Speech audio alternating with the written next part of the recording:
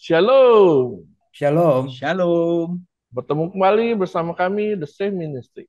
Kami adalah para awam yang senang mempelajari kitab melalui pelajaran sekolah sahabat. Dan kami adalah ministry yang mandiri, dan jika Anda berkenan dan ingin mendonasikan dana Anda dapat menyaksikannya di dalam video ini.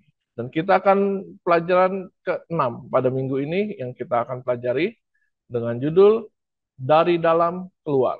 Dan kita akan mempelajarinya hari per hari. Kita akan berdoa dan saya akan pimpin dalam doa. Bapa kami yang tertinggi dalam kerajaan surga, kami bersyukur dan berterima kasih padamu. Kami boleh berkumpul kembali bersama untuk dapat mempelajari firman-Mu. Biar Roh Kudus-Mu tinggal di dalam hati kami, agar kami dapat mengerti dan memahami pelajaran yang kami pelajari. Terima kasih Tuhan, terpuji namamu di dalam nama Tuhan Yesus, hamba berdoa. Amin. Dan kita akan mempelajarinya, pelajaran kita hari per hari, dan sebelumnya kami minta Pak Tobing untuk menjelaskan apa saja yang akan kita pelajari. Silakan. Pemirsa The Safe Ministry, kita akan mempelajari satu pelajaran yang saya pikir kita harus jauh lebih fokus ketika menginterpretasikan beberapa kisah yang di dalam satu minggu ini ya. Kita akan fokus kepada Markus 7 dan Markus 8. Lalu nanti dibantu beberapa kutipan dari Perjanjian Lama, terutama dari Yesaya pasal 29. Judulnya Dari Dalam Keluar ya. Jadi di Markus 7 kita nanti akan fokus kepada bagaimana Yesus menegur orang-orang Farisi. Oleh karena apa? Karena kebiasaan mereka mengutamakan adat istiadat. Lalu nanti ada juga yang menarik ya, seorang perempuan Yunani dari Syro Fenisia ya, yang kerasukan setan ya, ini juga minta disembuhkan. Lalu bagaimana juga nanti di Markus 7 masih mengenai bagaimana Yesus menyembuhkan orang yang tuli dan gagap. Lalu nanti di Markus 8 kita akan lihat peristiwa yang lain lagi, Yesus memberi makan 4.000 orang. Kalau di peristiwa sebelumnya memberi makan 5.000, ini memberi makan 4.000 orang. Lalu nanti ditutup dengan kisah bagaimana orang Farisi menguji Yesus ya, orang Farisi menguji Yesus yang meminta tanda ya.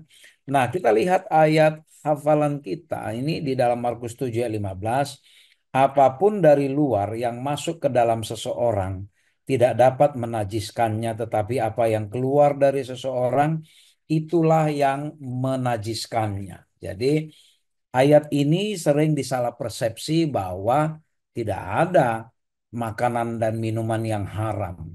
Yang haram itu apa namanya? Apa yang keluar dari diri seseorang itulah yang dinajiskan. Misalnya kalau secara harfiah hal yang kita muntahkan itu haram, atau kata-kata yang menyakiti itu yang haram. Jadi bukan makanan atau minuman yang masuk kata. Ini beberapa pengertian, tapi ya kita tahu persis ayat ini nanti bukan bicara makan makanan haram dan halal. Orang Yahudi itu nggak ada masalah dengan makanan haram dan halal. Dan Yesus juga ya sangat menjunjung itu. Jadi persoalannya nanti ini bukan masalah makanan haram dan halal. Nanti akan dijelaskan secara detail oleh panelis Saudara Fajar terkait dengan ini. Inilah pengantar Pak Simon bagi kita. Mari kita menikmati satu persatu kisah-kisah Yesus dengan murid-muridnya di dalam pelayanannya di dalam Markus 7 8 ini, supaya kita mendapatkan pembelajaran-pembelajaran penting ya yang bisa kita terapkan dalam hidup kita. Baik, terima kasih Pak Tobing. Dan kita akan ke pelajaran yang pertama di hari Minggu, dan ini judulnya cukup menarik, tradisi manusia versus perintah Allah. Dan kami minta Pak Tobing untuk menjelaskan tentang hal ini. Baik, di Markus 7 ya, di hari Minggu kita fokus Markus 7 ayat 1 sampai 13 saja ya. Jadi satu kali ya datanglah serombongan Farisi dan ahli Taurat dari Yerusalem ya, datang menemui Yesus. Jadi pemirsa The Safe Ministry, ya kenapa disebut dari Yerusalem? Karena pusat kegiatannya orang Farisi dan ahli Taurat memang di Yerusalem. Ya, dan Yesus pada saat ini kan masih berada di sekitar Danau Galilea. Ya, belum masuk ke jantung pertahanan istilahnya ya, bukanlah belum masuk ke Yerusalem. Nah, datanglah orang Farisi dan ahli Taurat dari Yerusalem. Kalau orang Farisi dan ahli Taurat datang dari Yerusalem itu bukan sekedar datang ya. Jarang-jarang ahli Taurat dan orang Farisi ya jarang-jarang itu meninggalkan posnya ya, jarang-jarang meninggalkan Yerusalem tempat mereka menyelidiki segala kitab-kitab, jarang itu. Tapi mereka khusus datang mau ngapain? Ya kan kita tahu bahwa mereka mengincar ya sudah mulai resah dengan kehadiran Yesus. Mereka mengincar kapan Yesus ini salah. Dan betul ternyata mereka lihat ini Pak Simon. Ya mereka lihat bahwa beberapa muridnya ya berarti tidak semua ya beberapa orang muridnya makan dengan tangan najis. Kenapa disebut tangan najis? Karena mereka makan dengan tangan yang maksudnya bukan kayak kita mungkin orang Indonesia pada umumnya kalau cuci tangan ya sepaling ya telapak tangan kita sampai jari-jari saja yang kita cuci. Tapi kalau orang Yahudi dulu seperti sahabat dikatakan gini, sebab orang Farisi seperti orang Yahudi lainnya tidak makan kalau tidak melakukan pembasuhan tangan lebih dulu karena mereka berpegang pada adat istiadat nenek moyang mereka. Ya, sebenarnya Yesus tidak menentang masalah membasuh tangannya, ya, bukan itu. Tapi kita lihat ya seterusnya. Dan kalau pulang dari pasar, mereka juga tidak makan kalau tidak lebih dulu membersihkan dirinya. Apakah ini salah? Sangat bagus, Pak Simon, Saudara Fajar dan pemirsa The Save Ministry ya. Ini kebiasaan yang bagus. Nah, kalau bisa kita juga dari ya ketika kita dari luar ya biasakan misalnya kita harus cuci tangan. Hanya misalnya lain katanya yang masih mereka pegang. Ya, umpama misalnya harus mencuci cawan, mandi, dan perkakas-perkakas tembaga. Nah, oleh karena itu apa? Datanglah orang Farisi sama si ahli Taurat itu. Kenapa muridmu tidak hidup menurut adat istiadat nenek moyang kita, tetapi makan dengan tangan najis? Nah, Yesus tahu apa yang di dalam maksud dari pertanyaan mereka. Lalu Yesus kutip, benarlah nubuat Yesaya tentang kamu, hai orang-orang munafik, dibilangnya. Memang ada tertulis di dalam Yesaya 29, ya, tertulis memang bahwa bangsa ini memuliakan aku dengan bibirnya, padahal hatinya jauh daripadaku. Percuma mereka beribadah kepadaku, sedangkan ajaran yang mereka ajarkan ialah perintah manusia. Perintah Allah kamu abaikan untuk berpegang pada adat istiadat manusia. Disambung lagi sama Yesus, dikaitkan dengan keluaran. Ya, sungguh pandai kamu mengesampingkan perintah Allah supaya kamu dapat memelihara adat istiadatmu sendiri. Karena Musa telah berkata, hormatilah ayahmu dan ibumu, dan siapa yang mengutuki ayahnya atau ibunya harus mati.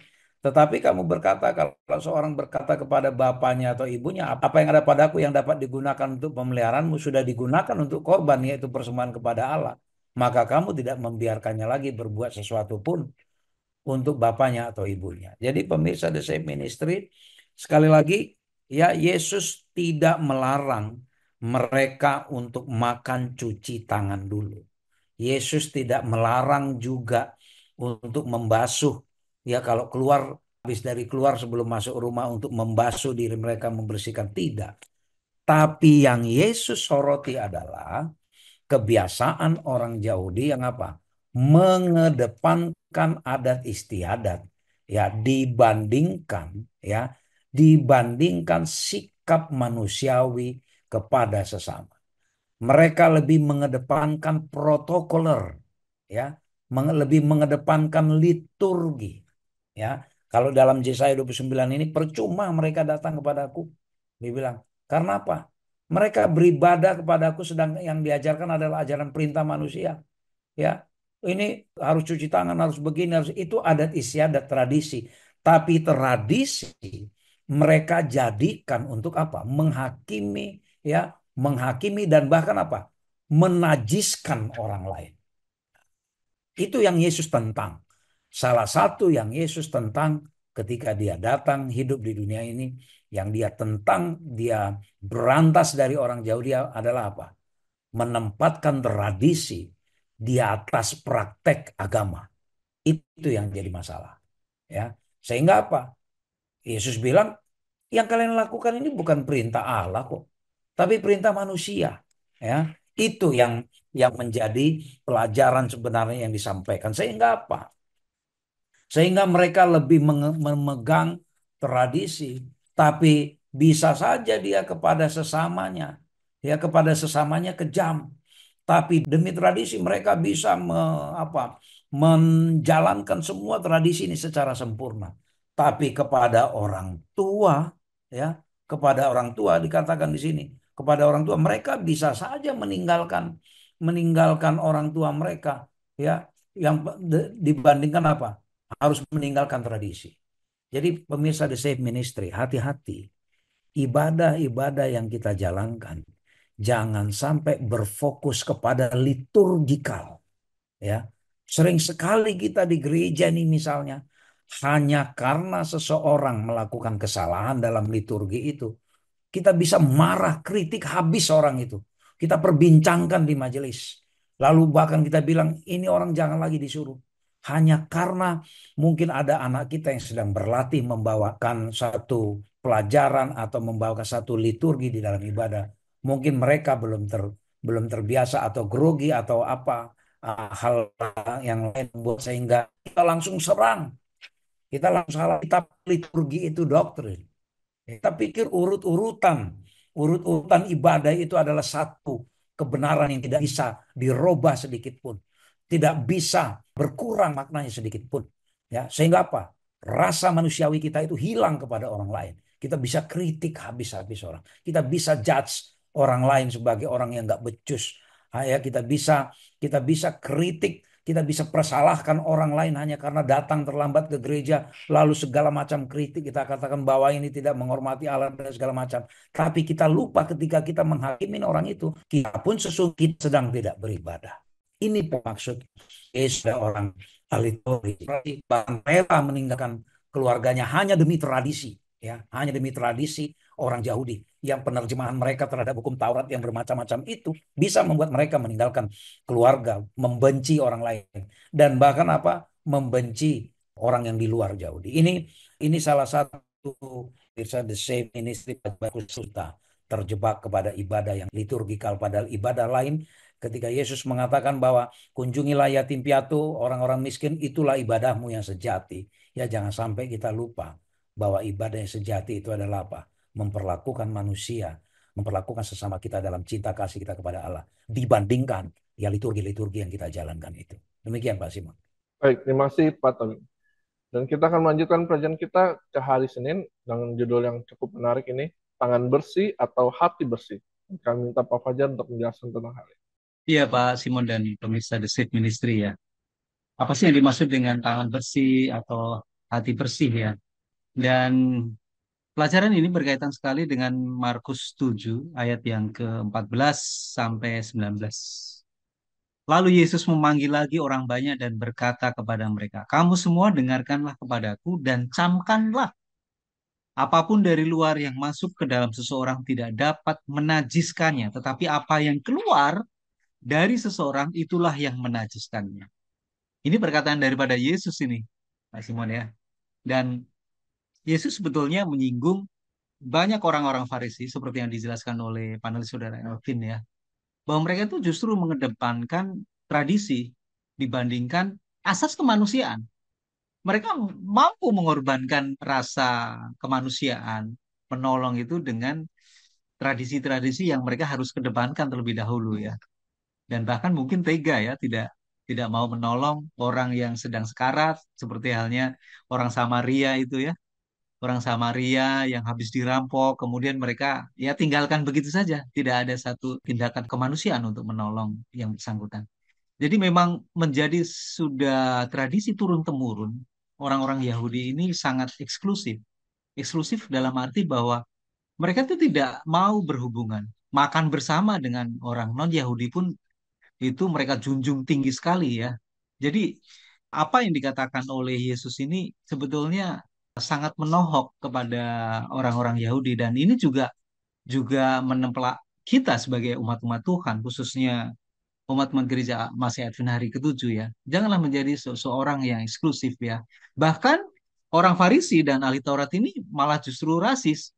banyak peristiwa-peristiwa bahwa mereka itu tidak mau berhubungan dengan orang Samaria, kemudian orang Yunani, dan banyak ada beberapa yang misalnya tidak bisa makan dari bekas mangkok, ya, bekas mangkok yang dimakan oleh orang Samaria, bahkan seperti itu.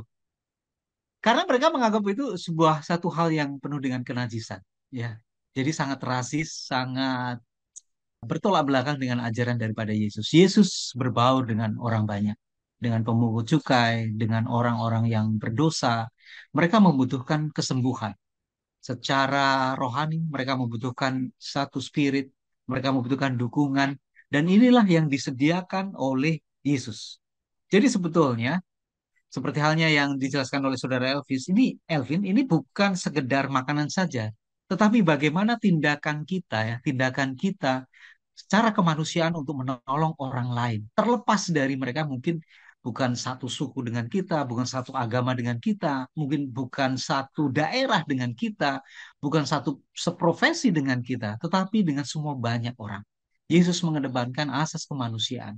Bahkan mungkin barangkali ya, mungkin ada pertanyaan yang dilontarkan, gimana ketika engkau datang berhari Sabat, kemudian ada satu kecelakaan, apakah engkau bersedia untuk menolong orang yang jatuh, yang mengalami kecelakaan di depan Anda? Apa yang Anda akan lakukan? Kemanusiaan. Kita memang rindu untuk melayani di gereja, ya, menjadi seorang petugas pelayan yang memang harus datang tepat pada waktunya. Tetapi di saat di situ ada satu kecelakaan yang mana itu membutuhkan pertolongan kita, harus membawa orang itu ke rumah sakit. Apa yang harus kita lakukan? Dan Yesus menekankan, cobalah, asas kemanusiaan ini menjadi satu hal yang perlu kita depankan, ya, dibandingkan mungkin ya tradisi atau mungkin sesuatu tugas yang harus kita lakukan dalam pelayanan dan lain sebagainya, ya. Tetapi menolong orang lain dan membantu orang lain itu akan justru lebih penting. Dan inilah menjadi satu pelajaran pelajaran bagi kita, bagaimana kita itu, ya, bukan sekedar makanan, ya, tetapi dari sesuatu yang datang dari hati, kemudian di dalam pikiran, dan itu ada tindakan. Kalau kita sudah a priori kemudian tidak suka sama seseorang, itulah yang menjadi sesuatu hal yang sangat najis. Itu yang dimaksud. Bukan yang kita makan secara harfiah, ya, makanan itu. Tapi memang hal itu memang penting juga, ya. Bukan berarti kita kita diizinkan untuk memakan hal-hal yang haram. Tidak seperti itu. Tapi akan jauh lebih penting kita mencoba untuk melakukan sesuatu yang dari hati kecil kita untuk melayani orang lain. Demikian Pak Simon dan pemirsa The Safe Ministry. Baik, terima kasih Pak Fajar. Dan kita akan melanjutkan pelajaran kita ke hari Selasa dengan judul Remah-remah untuk anjing. Dan kami minta Pak Tobing untuk menjelaskan tentang hal. Kita selidikin Markus 7 ayat 24 sampai 30, ya. Ini cukup menarik, ya, kisah ini. Ya, lalu setelah kisah tadi yang disampaikan oleh panelis Saudara Fajar, masih banyak orang, ya, seperti biasa. Lalu apa? Yesus berangkat ke daerah Tirus, ya. Ia masuk ke rumah dan dia tidak mau ada orang yang tahu. Ya, dia mau kedatangan dia itu dirahasiakan. Malah ada seorang ibu yang anak perempuannya dibilang kerasukan roh jahat, ya. Cukup menarik, ya, dalam perjalanan hidup Yesus ketika melayani ada banyak sekali kisah-kisah orang kerasukan roh jahat, ya. Di tadi juga di dalam pelajaran yang lain diterangkan ada orang dirasa ini juga kerasukan roh jahat, ya. Segera mendengar dia, lalu datang dan tersungkur di depan kakinya. Ya. Nah, yang menarik adalah perempuan itu seorang Yunani bangsa Siro-Fenisia. Kenapa Markus perlu menuliskan asal usulnya? Ya kan? Kenapa kok spesifik ini disebut seorang Yunani bangsa Siro-Fenisia? Ya. Karena kita tahu dulu bahwa orang Yahudi itu seperti yang diterangkan panel Saudara Fajar tadi sangat merasa dan membuat dirinya eksklusif, tidak bisa bergaul dengan sembarang orang, ya.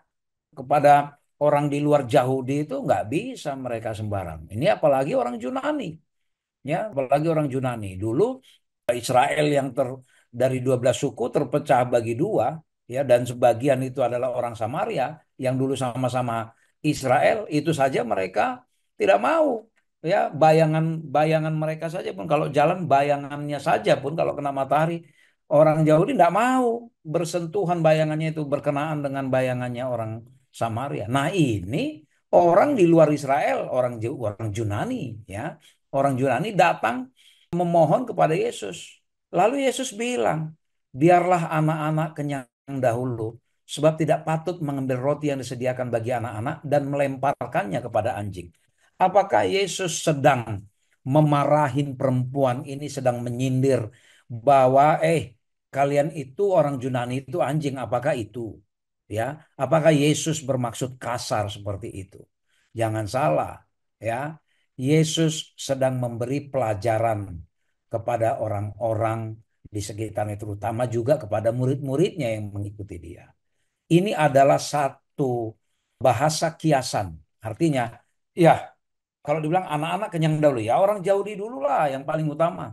Ya gitu ya, nggak patut mengambil sesuatu makanan, ya roti, ya, anggaplah makanan atau sesuatu yang bermanfaat yang disediakan untuk orang Yahudi lalu dilempar ke anjing. Tapi perempuan itu tidak tersinggung dan dia tahu apa maksudnya.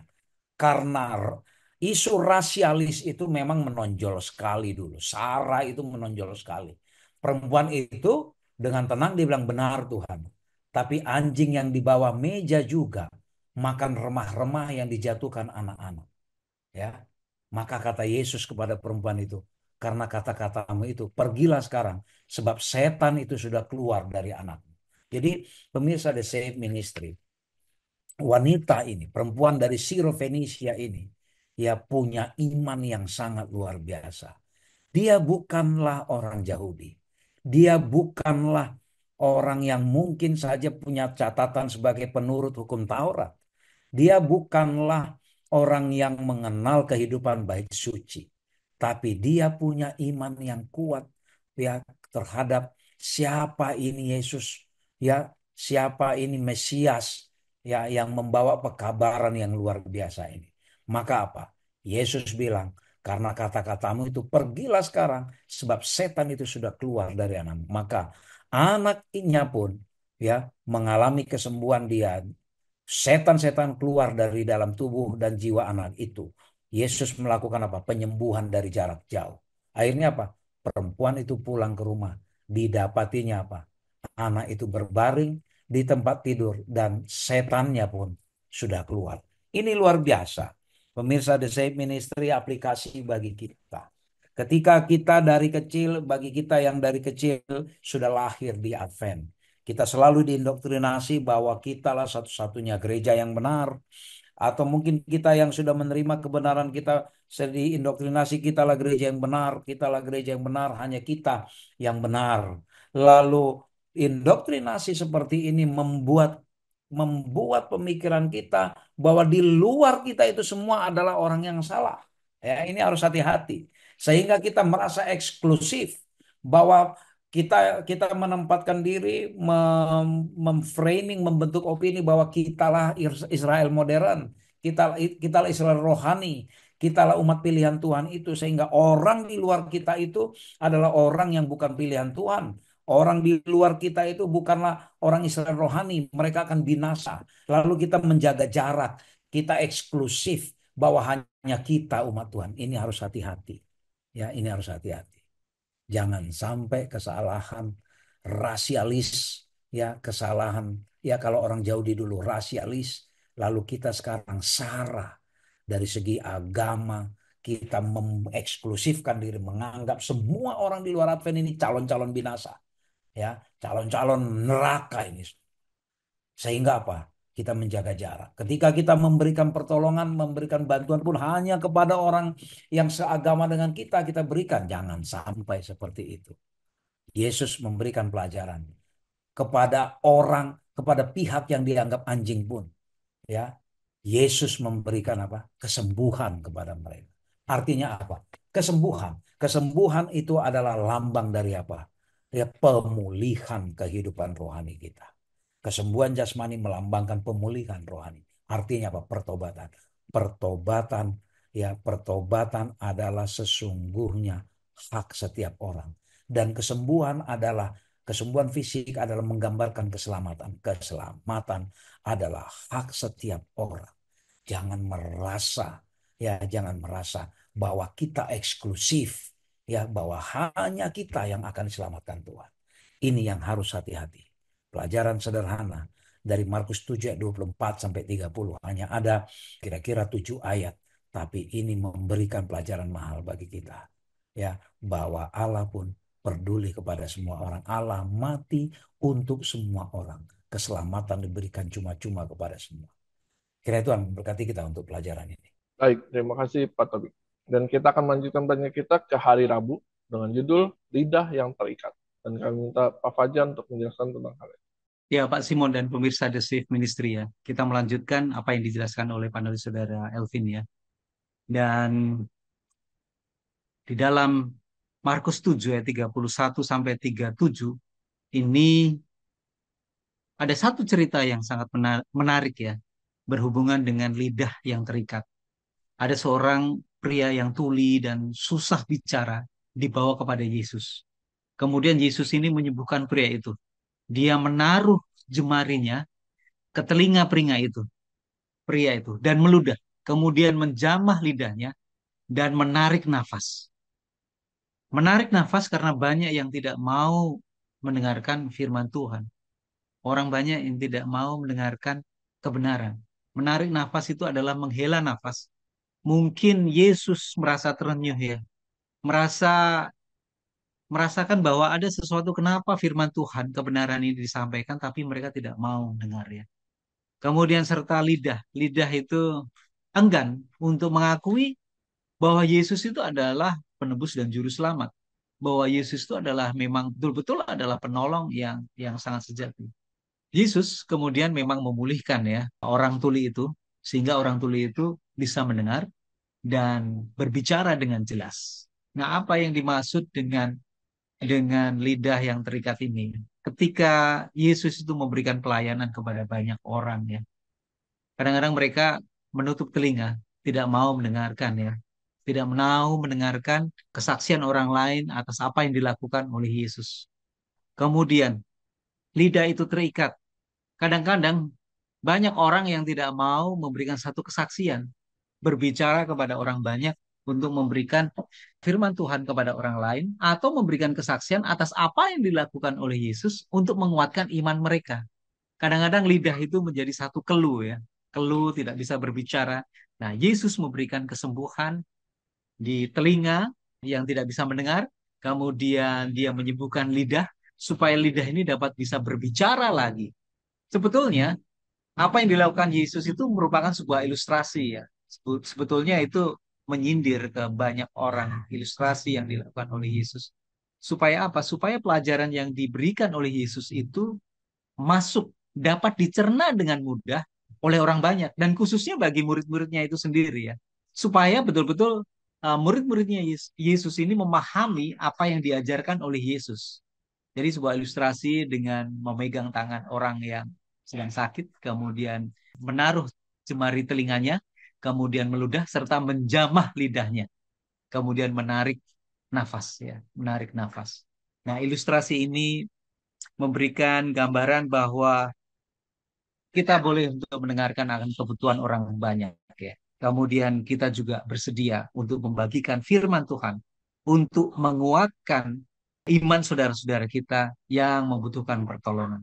Demikian Pak Simon dan pemirsa The Safe Ministry. Baik, terima kasih Pak Fajar.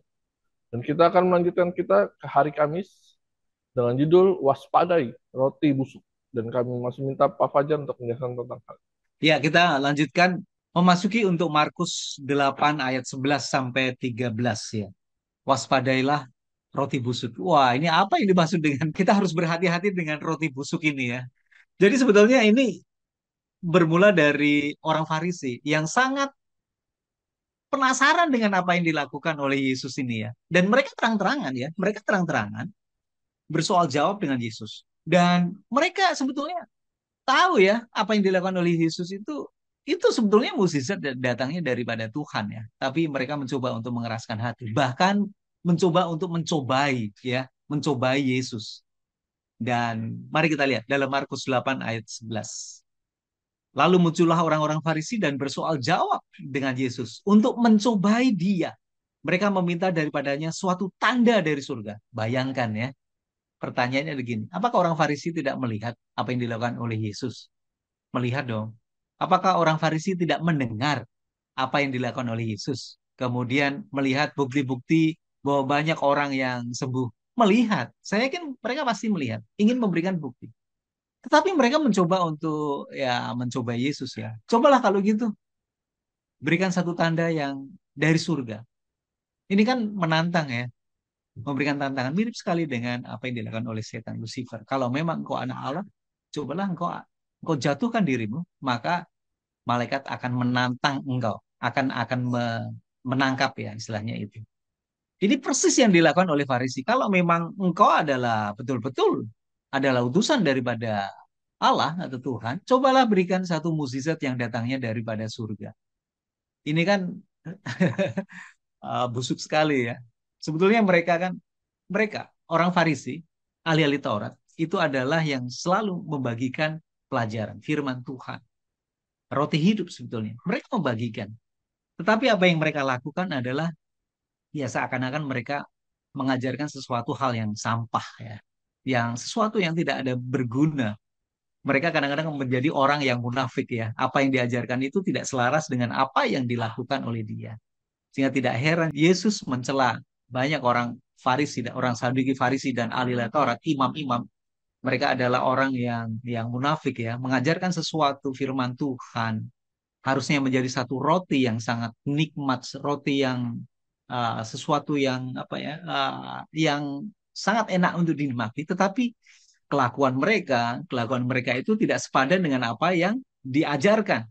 Oleh karena itu menjadi satu roti yang sangat busuk, sampah ya, sampah. Sesuatu hal yang tidak perlu kita nikmatin, tidak perlu. Jadi memang hati-hati pelajaran yang bisa kita ambil sebagai umat-umat Tuhan ketika kita memberikan pelajaran, menjadi seorang dipercaya menjadi seorang pemimpin di dalam gereja maupun di dalam organisasi gereja. Ya, kita mesti harus sepadan ya, sepadan dengan apa yang kita ajarkan. Kelakuan kita, tingkah laku kita mesti harus selaras. Apabila itu tidak selaras, mereka akan mengatakan bahwa apa yang kamu ajarkan itu tidak sesuai dengan tindakan yang kamu lakukan. Menjadi satu roti yang busuk, menjadi suatu sampah yang tidak ada gunanya sama sekali. Itu yang diajarkan oleh Yesus. Apakah Yesus meladeni permintaan dari orang Farisi? Tidak. Ya. Maka ayat yang kedua nih, Markus 8 ayat 12. Maka mengeluhlah Yesus dalam hatinya dan berkata, mengapa angkatan ini meminta tanda? Aku berkata kepadamu, sesungguhnya kepada angkatan ini sekali-sekali tidak akan diberikan tanda. Ia meninggalkan mereka, ia naik pula ke perahu dan bertolak ke seberang. Apakah Yesus meladeni? Tidak. Yesus lebih cenderung tidak meladeni permintaan mereka untuk memberikan tanda atau mukjizat dari surga. Tapi Yesus membiarkan supaya mereka boleh menyaksikan apa yang sudah dilakukan oleh Yesus, bukti-bukti bahwa banyak orang disembuhkan, banyak mukjizat yang sudah terjadi. Biarlah mereka boleh melihat dan mendengar sendiri. Kemudian yang kedua tentang ragi orang Farisi dan orang ragi yang busuk ya. Jadi sebetulnya murid-murid Yesus itu tidak memahami apa yang disampaikan oleh Yesus ya. Waspadai roti, kemudian waspadai ragi orang Farisi dan Herodes ya. Mereka pikir bahwa itu adalah roti secara harafiah ya. Tetapi Yesus hanya ingin menyampaikan bahwa pelayanan daripada dia itu sangat ya manusiawi ya. Sangat manusiawi, kemudian banyak sekali mukjizat-mukjizat yang dilakukan. Yesus mencoba untuk mengingatkan mereka kembali. Apakah kamu ingat waktu Yesus membagikan lima ribu orang hanya dengan 5 ketelur roti. Kemudian yang kedua, ada 2 kali ya, memberikan makan 4.000 dengan 7 ketelur roti. Berapa yang tersisa? Yang pertama 12 bakul tuh. Mereka menjawab 12 bakul. Yang kedua 7 bakul sisanya. Apakah itu sesuatu hal yang biasa ya? Apakah sesuatu hal yang biasa? Tidak. Itu satu mukjizat yang luar biasa. Yang datangnya daripada Tuhan. Datangnya daripada Tuhan.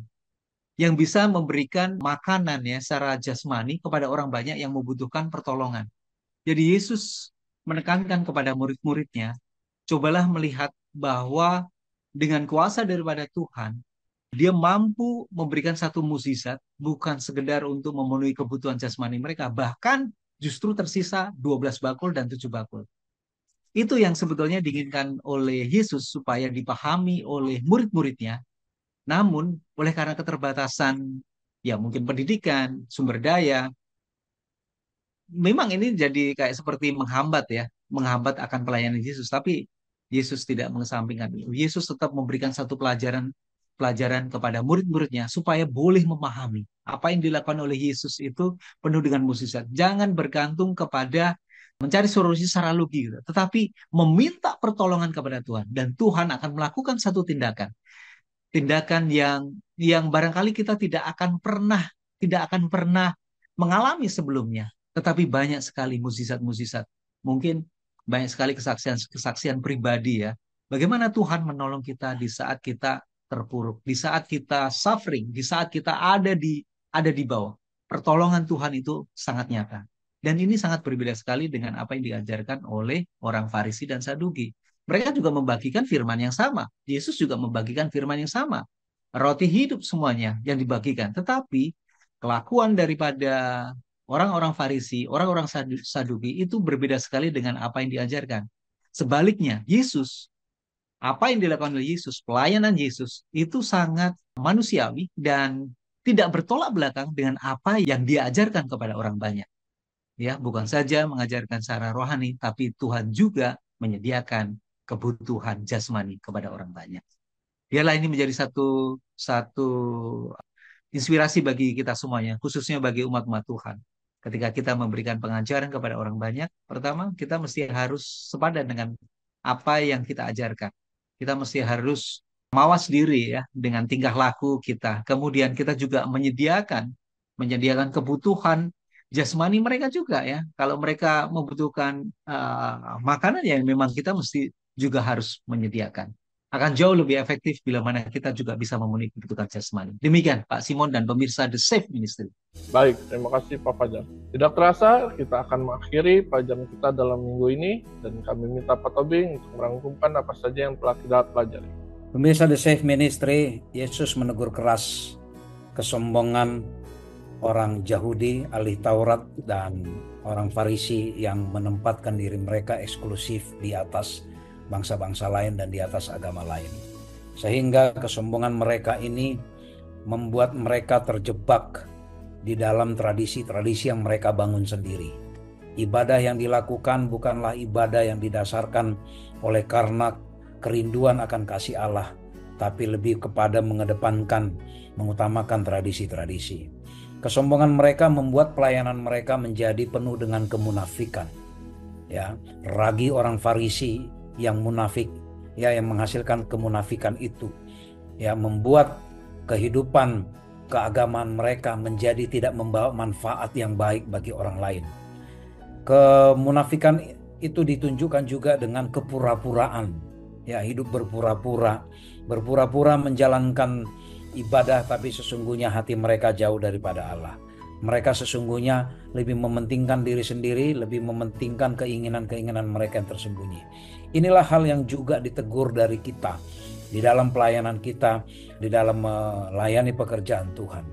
Ketika kita mendedikasikan diri sebagai pelayan Allah, pastikan ya, biarlah memang nama Tuhan yang akan kita muliakan. Kita bukan mencari untuk kesombongan diri, untuk meninggikan diri, bukan kita lakukan di dalam kepura-puraan, bukan dilakukan di dalam kemunafikan supaya dilihat orang, tetapi sesungguhnya hati kita jahat kepada orang lain, tidak manusiawi. Dan bukan kita lakukan karena keterpaksaan, tetapi pelayanan yang kita lakukan dalam Tuhan itu adalah oleh karena ekspresi ungkapan kasih kita kepada Allah, dan itu nyata melalui tindakan kita kepada sesama kita manusia. Biarlah kita juga tidak hanya memberikan roti hidup saja, tetapi juga kita memberikan roti secara harafiah kepada orang-orang yang membutuhkan roti itu. Biarlah kiranya pelayanan Yesus dan teguran-teguran Yesus kepada ahli Taurat dan Farisi itu menjadi inspirasi bagi kita, agar keyakinan yang kita jalankan, ibadah yang kita jalankan, agama yang kita praktekkan ini adalah agama kasih, agama yang memang turun dari praktek hidup kasihnya Yesus, bukan agama yang liturgikal. Kiranya Tuhan memberkati kita. Terima kasih kepada para panelis yang telah menyajikan pelajaran kita hari per hari. Dan biarlah apa yang kita pelajari pada hari ini boleh memperkuat iman kita dan kita melakukan yang baik dan benar seturut dengan kehendak Allah. Dan kita akan tutup dalam doa dan kami minta Pak Tobing untuk berdoa.